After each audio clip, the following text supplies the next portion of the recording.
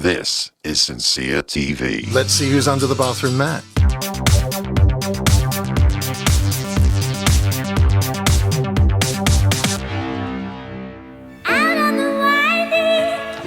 It's Kate Bush. What can you say about Kate Bush? Londoner, reluctant star. She caught the very end of the original movie of Wuthering Heights on the TV one night and was intrigued enough to go and read the book. And then she wrote a unique song which went to the top of the charts in the UK in 1978. It seemed to fit perfectly with the punk and post-punk records of the day. Wuthering Heights was the first time a woman had reached number one in the UK charts with a self-penned song.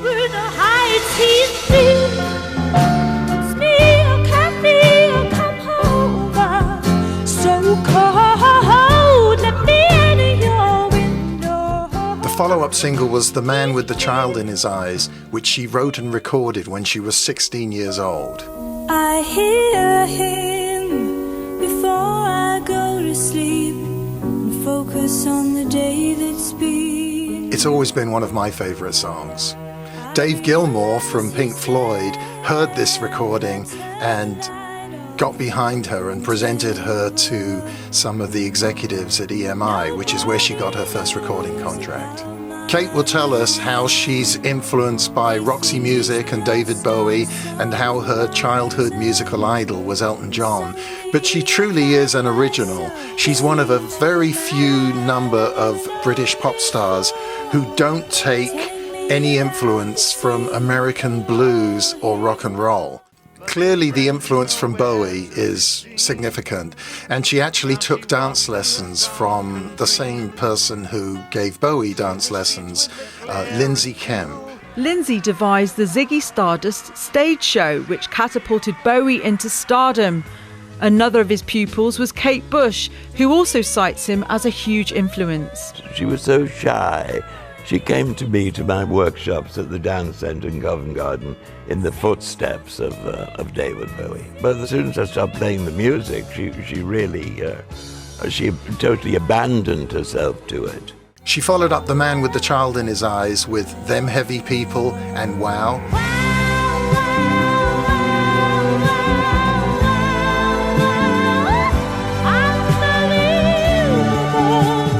Her next single, Breathing, covered a controversial subject of a fetus experiencing the effects of nuclear fallout.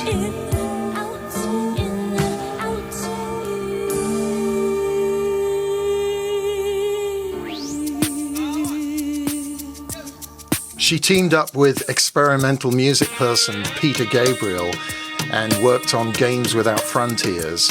And she discovered this synthesizer he had in the corner of his studio called the Fairlight.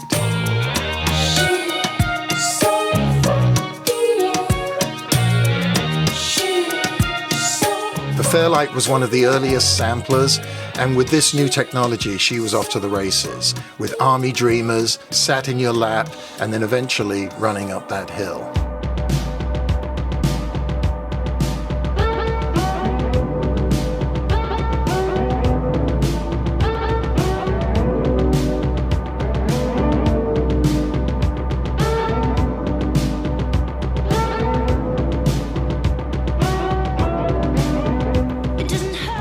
In 1985, when Kate Bush was looking to make a video for Running Up That Hill, she wanted me to be the dancer in that video with her. But she saw how close and intimate we'd have to be during the filming that she thought she might not be able to control herself. And so she decided to go with this other dude.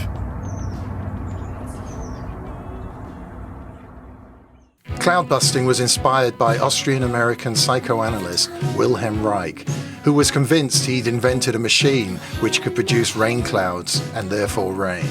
The opening to Hounds of Love, It's in the Trees, was taken from a 1957 British horror movie called The Night of the Demon. It's in the trees. It's coming. The demon! When I was a child, running in the night, afraid of what might be, hiding in the dark, hiding in the street, and the world was full of enemy.